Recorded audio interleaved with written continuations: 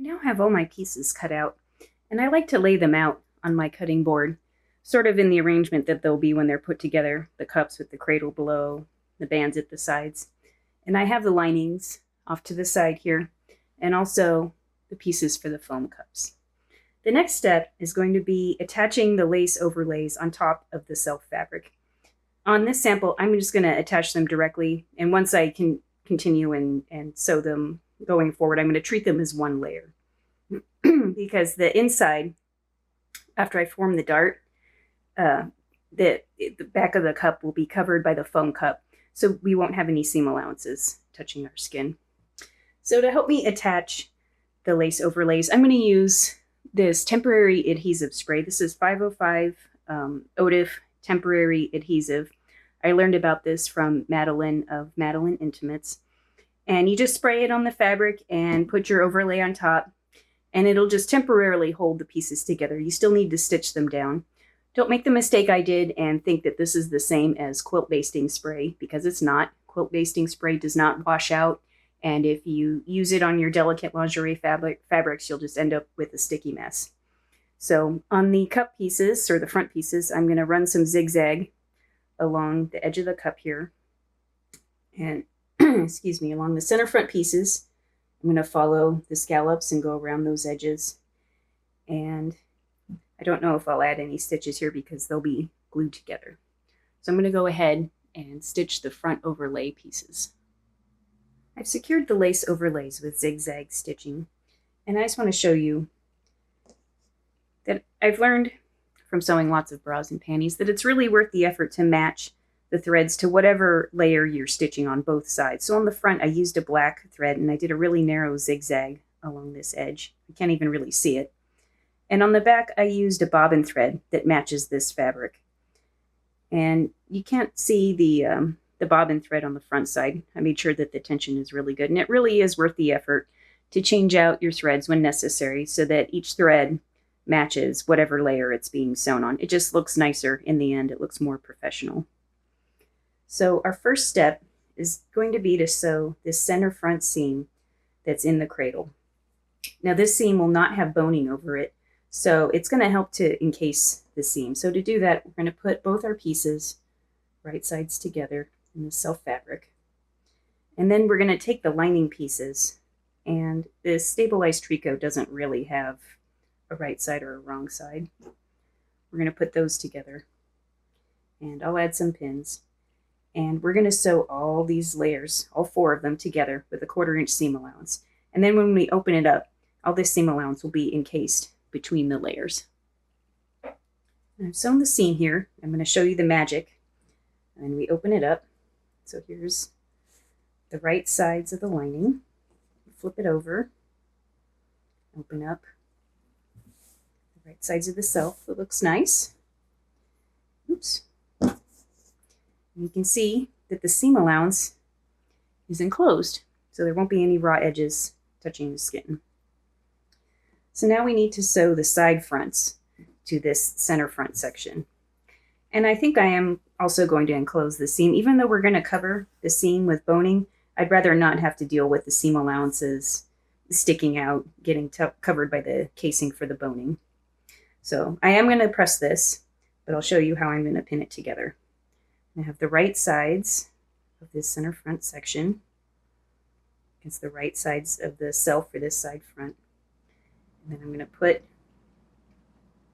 the lining of the side front on top, so that once we sew it, that seam allowance is going to get encased again, just like we did for the center front. So we'll press the center front seam, get this pinned and sewn together, and I'll be back. I've sewn the seam here. Now we'll open it up.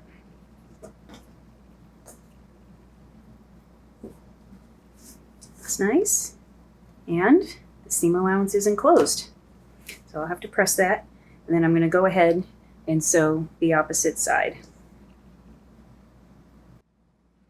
I have the whole front of the cradle put together, and now I'm going to attach the back band pieces. I'm going in a slightly different order than my original sewing instructions. But after we attach the back band pieces, the next thing we're going to be doing is adding the boning, and the casing for the boning. and I'd rather deal with all 4 pieces of the boning at the same time. I've sewn the seam here between the back band and the cradle, and I've encased the seams using the burrito method since I encased the other seams on the front. And I'm going to show you how to pin it.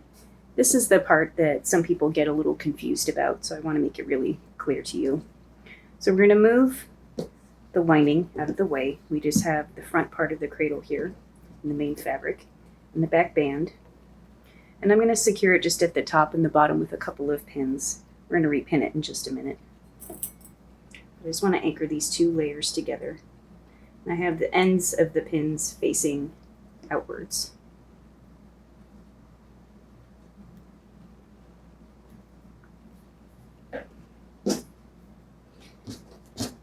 Now I'm going to we have the lining back here. I'm going to roll this down and bring this around. It's called the burrito because it's like this is the tortilla and the other parts that are attached are the filling. I'm going to bring it around and pin. Take out that first pin that I added with just the 2 layers and use it to repin through all 3. And pin down at the bottom. Maybe one more right here. I'm using satin pins. These are very thin, fine pins. I like to use these on lingerie fabrics since some of them can snag really easily. So now I'm going to sew through all 3 layers. This is the seam I've just sewn. I'm going to pull everything out. Ta-da! Now those seam allowances are nicely encased. So now we're going to work on adding the casings for the boning. And there's no seam allowances up here at the top because we're using fold over elastic. But the fold over elastic does get sewn down right at the edge. So you'll want to measure your fold over elastic and determine how wide it is. And you'll want the end of the boning casing to go up. You don't have to have it all the way up right at the edge, but you're going to want to get it caught into the edge of the fold over elastic. And we're also going to measure up 3/4 of an inch and mark where the elastic is going to get folded back. So it'll end up being folded back like that. And we don't want the casing to be bent around because that will just create a lot of extra bulk and we don't need that. I've marked up 3/4 of an inch along the bottom. This is the elastic allowance that will be folded back. So we'll want the end of the casing to come down into this, but not past it, since we don't want it to get folded back. So I have my boning here. This is just a small piece.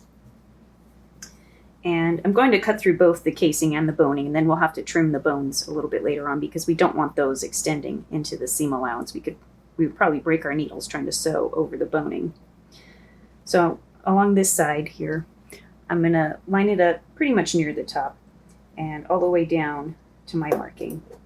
And don't use your fabric shears, use regular scissors. You don't want to ruin it cutting through the plastic. And I'm going to cut another bone the same size for the opposite side.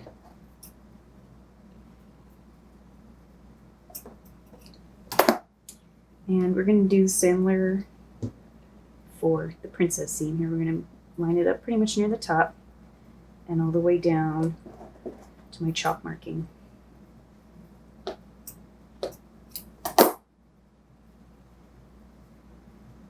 Got a second one for the other side. Probably could add a bone to the center front as well if you wanted to. I'm not going to. I really don't need that much support for my medium cup size. It'll go like that. So now we're going to attach the casings. So you want to take out the pieces of boning and put them over the seam. You'll probably want to center it. And you'll just want to stitch down. There's already stitching on the casing where it's been sewn together, and you'll want to sew over that same stitching line and try to center it over your seam line. And you'll want to do that for each of your casings. I've added all 4 pieces of the casing, and on the first one I wasn't careful and I sewed too far inwards past where the stitching was, and then the bone didn't fit back in. So be sure and to not go any farther than where the original stitching line is on the casing. But before we can add the bones in, we're going to have to add in the cups and deal with this seam right here. And we're also going to put together the foam cups. So first you'll want to form the darts as usual, according to the instructions, and trim away the seam allowance. And then we'll work on the foam cups. I've sewn the darts in the cups and trimmed the seam allowance down to about 1/4 of an inch and pressed it open the best that I can. You really have to be careful when you're working with synthetic fabrics to not make the iron too hot because you can melt them. So I'm going to put aside the cups for just a moment. And we're going to start working on the foam cup. So I've cut these out of foam, and since the pattern pieces are kind of an odd shape, I added a line here, some notches, but we didn't cut into them, just marked them, so that I know how to put the pieces together. I have a habit of picking up my pieces, moving over to my pattern or sewing table, and then not remembering what seam I was supposed to sew or how they go together. So I added this mark to know what ends go together. And I'm going to work with a 3-step zigzag. And I'm just going to butt the ends up together and center the cut edges in the middle of the zigzag. And just put these pattern pieces together as I sew to form the cup. And I'll be back once I've done that for both cups. I've put together the cups with the 3-step zigzag. And as you can see, this top edge here is pretty thick. So before we attach it into the bralette, we want to crush the edge to make it a little bit thinner. And you can do this several ways. I wanted to try out here an overcasting stitch on my machine. I have a sewing machine that can make lots of decorative stitches, and I've never used the overcasting foot. You could also do this with a serger or with just a regular zigzag stitch, but you want to stitch right around the edge using some sort of stitch that will just flatten it out and make it thinner so that there's not this sharp transition between the thick foam and then just the fabric behind it. And there's a couple different ways we could attach the foam cups into the bra. We could just line up all the edges and then zigzag it down, which would also crush the edge at the same time, but then we'd end up with some zigzag stitching showing on the right side, and I don't think I want to do that. So I'm thinking I will just baste around the edges just to secure it along the sides and the bottom, and try it on once the bralette is completed. And then if I feel like this top edge needs to be secure, I might just tack it with some hand sewing in a few places. If you don't mind seeing the stitching, go ahead and zigzag along this top edge. So now I'm going to go back and do the overcast stitching around the second cup. I went ahead and basted the foam cups in just with a long basting stitch around the armhole and along the bottom of the cup. As you can see, it gives the cups some nice shape now. And since we crushed down the edge, there's not a very obvious line where the foam cup ends. So the next step will be attaching the cups into the cradle. It's time now to sew the cups into the cradle. And since we're going to cover the seam allowances with channeling, we don't need to worry about encasing the seam allowances. Now, if you're working with cups B and C, it's easiest to get the right alignment by beginning the seam up at the armhole and working towards the center. The end of the cup should meet at the center. And if you're comparing the notches, it might look like if you were going to start from the center that they don't line up, but it's because of the angle at which the cups come into the center. So on both sides, it'll just be easier if you begin the seam up at the armhole edge. So I'm going to go ahead and do that. All right, I've got the cups sewn into the cradle. Everything matched up like it was supposed to. And now we're going to be adding the channeling over this seam allowance. And there is quite a bit of bulk here where we have the princess line. So we have all those seam allowances plus the edges of the casing. And it is quite a bit bulky. So I think I'm going to trim a little bit of it away. And the next step will be to add the casing. So you'll want to sew it down, I guess I'd rather go like that, along the seam where we just sewed the cups, and then down along the other side as well. I've got the channeling attached on the inside, and you can see near the middle here I went off the rails a little bit, but I made sure it looked even from the outside. I had to go and redo that section again because it wasn't the same with the way from the seam. And I am getting a little bit of pulling here. I'm hoping this is just because it's laying flat and will look a little bit better on the body, but we'll see how it goes. Now the next step will be to attach the fold-over elastic to the armhole and neckline edges. And I'm going to follow what I have written in the instructions on how to do that. And I'll come back when that's done.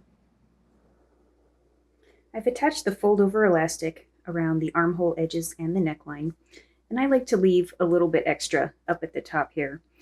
Sometimes I struggle with attaching the straps, either with the rings at the front or the rings at the back, and I just like to have a little bit extra sticking out.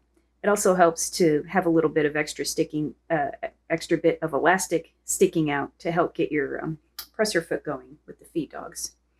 And now the next step, we have to think about how we're going to attach the straps. And I think I'm going to do something a little bit different than how I wrote the original pattern.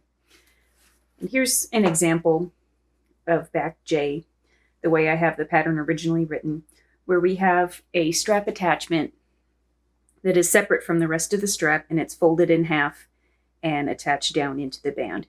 Now when the back is narrow, this uses, twice the amount of elastic, but looks nice. But if we're going to have such a long back like this, I don't want to double up the elastic here and use a lot of elastic trim, strap trim. So I think what I'll do is attach the rings at the front and have the strap go all the way down to the bottom and then encase that into the bottom of the elastic. So there won't be a separate strap attachment for the back. So we have to think about how much we need to increase the strap length. So the original strap uses 10 inches, but now we need to factor in the width of the back, getting it all the way down to the bottom of the band. So I'm going to measure the back. I've marked where I need to attach the straps, and I'm going to measure. And what I didn't do, I didn't mark where the top of the elastic will go. So let's mark that 3/4 of an inch. And now measure, and that's 4 3/4 inches. So we'll add that to 10, and I'll make my straps 14 3/4. I'll go ahead and make the straps now. I have the straps made now, and there's really two options for attaching the straps, depending on how strong you want the attachment to be, and also how you want it to look on the outside. Now, since we're doing the attachment a little bit different, you can make it similar to the way it is in the original instructions and attach the first pass of the bottom band elastic, flip it up, and then just sandwich in this bottom end, and then at the end bar tack up here on the strap, and then this part will be loose. But if you'd like the attachment to be a little bit stronger, you could use a narrow zigzag and just make a narrow zigzag up the left side, across the top, and back down again. And that will make it a really strong attachment, but you will see the zigzag stitching on the back band. So it depends on just how you want it to look, how you want the attachment to be. I think I'm going to go with just attaching the bottom band elastic and then just having it be sandwiched at the bottom there, and then do the zigzag up at the top. Mostly just because I'm sort of a small, medium cup size. I'm not really worried about the straps providing a lot of stability and support. So before we attach the bottom band elastic, we have to think about the boning now. Once we attach the bottom band elastic, that's it. We're going to close up these casings, and so we have to have the bones in. So here's the boning pieces that I cut earlier. And we have to make sure that the boning itself is not going to be anywhere near the stitching. That would break the needle. That could cause the needle fly up, get in your eye. You're not going to want to do that. So as you can see, we're already going to need to trim the boning. So let's mark on the casings where our stitching lines are going to end up being. Now we already know, let's see, I've already lost one of my chalk marks here. We already know this is where we're going to attach the elastic, the first pass, but then it's going to fold up. So we're going to need to mark another 3/4 of an inch above that.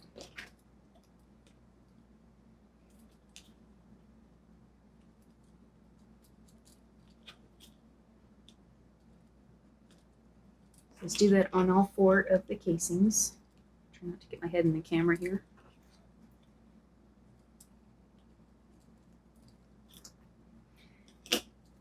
And then just to be safe, we'll want to cut the boning a little bit even shorter than that. So it'll come up to the top here. And then I'd probably want to cut 1/4 inch shorter than that. So just go ahead and trim your casings. I'll use my scissors here. Do not use your fabric shears, right? We don't want to ruin our fabric scissors. Let's see if I can get this piece of boning in.